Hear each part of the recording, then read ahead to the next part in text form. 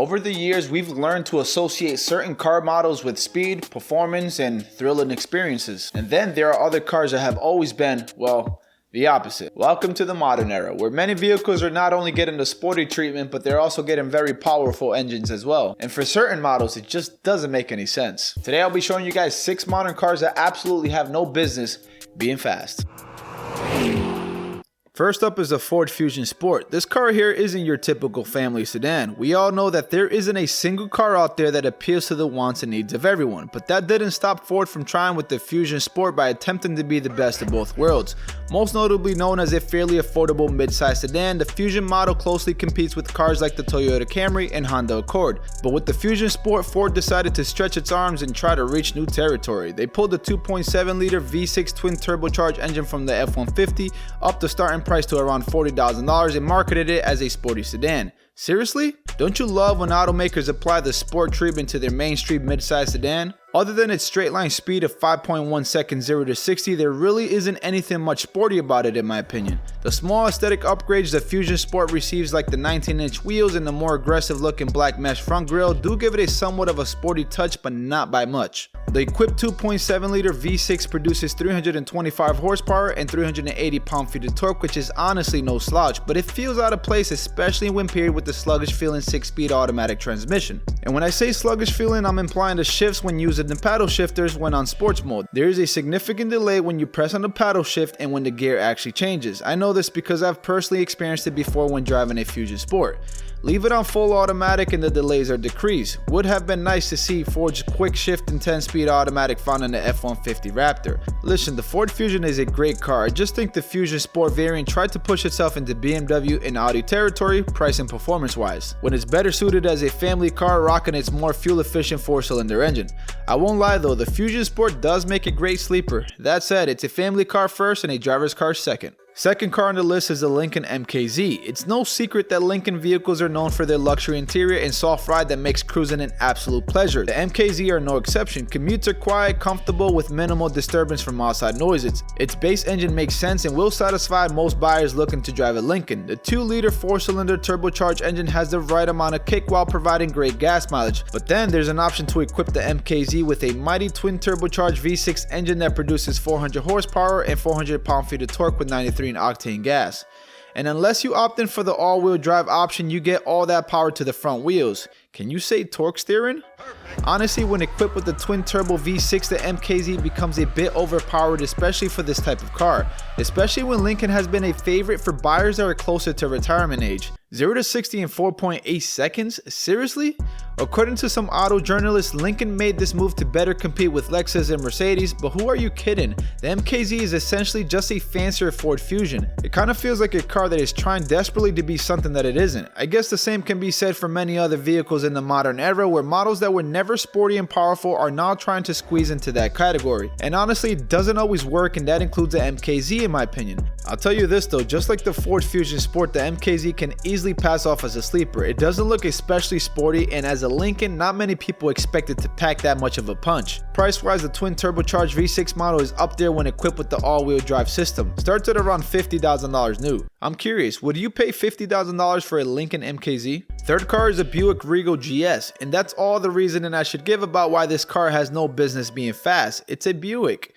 We are talking about an automotive brand that used to include AARP cards in the glove box of their new vehicles. Sure, the Buick has been trying to shy away from what once was a nameplate that attracted older buyers, and I guess the Regal GS is a solid start, but it's still a Buick. That said, the Buick GS is unlike most Buick cars from the past. It actually looks quite attractive, and I can see how it's geared more towards the younger crowd. The exterior design is sharp and has the right amount of sporty touches. Same goes for the interior, especially when it comes to the elegant front bolstered seats. The naturally aspirated 3.6-liter engine it comes equipped with produces 310 horsepower and 282 pound-feet of torque, which helps propel the Regal GS from 0 to 60 in 5.4 seconds. Not bad at all, until you realize that you don't get the option to equip a manual transmission. Well, that's quite common among modern cars these days, but what about paddle shifters? Nope. For whatever odd reason, Buick decided not to include paddle shifters on a car Buick claims to be sporty and targets young enthusiasts. So your only option if you want to shift your 9-speed automatic gears manually is to use the standard automatic transmission shifter on the center console. Boring! Also, the Regal GS comes with a start-stop feature that you can't turn off, which is definitely a buzzkill. Some other cool, not like Buick features include Brembo brakes, a sport-tuned suspension, a flat-bottom steering wheel, and metal foot pedals. I gotta give it to Buick, they did a pretty good job with this car. This is a car your neighbors will double take once you tell them it's a Buick. Normally when people use the words performance, sporty, and Buick in the same sentence, it normally involved the Grand National, but now the Regal GS is here to try to change that. I don't know, it just doesn't click for me as a performance car with a Buick nameplate, and I feel like many would agree. In my opinion, it's a hard sale for young buyers, and Buick would be better off creating a spin-off brand targeting that demographic. Fourth on the list is a Tesla Model X P100D. Not only is this vehicle the fastest production SUV in the world, but it's also faster than many modern supercars in a straight line. It accelerates faster in a straight line than a modern BMW M5. But why? Some say the Model X P100D can run from 0 to 60 in just 2.9 seconds, while some say 2.7 seconds, which is absolutely ludicrous. But why does a 5,700-pound 7-passenger family hauler need so much power? My guess is that Elon Musk is just showing off to the world the powerful potential of electric vehicles. Unlike traditional gasoline engines that work their way up to peak torque, electric engines such as the twin electric ones found in the Tesla Model X P100D have all the torque available instantly.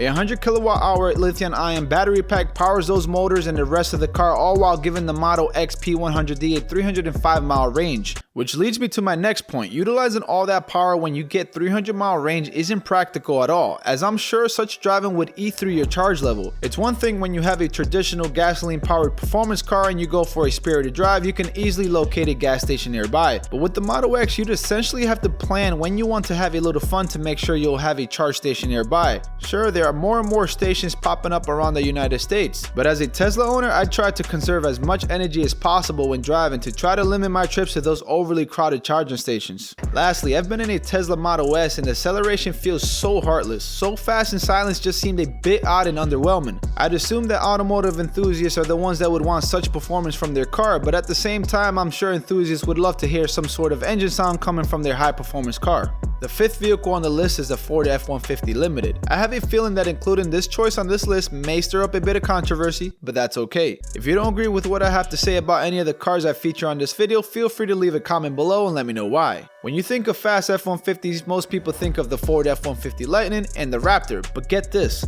The F-150 Limited is faster than both of those. In fact, it's the second quickest production pickup truck car and driver has ever tested, the fastest being the 2004 Dodge Ram SRT-10.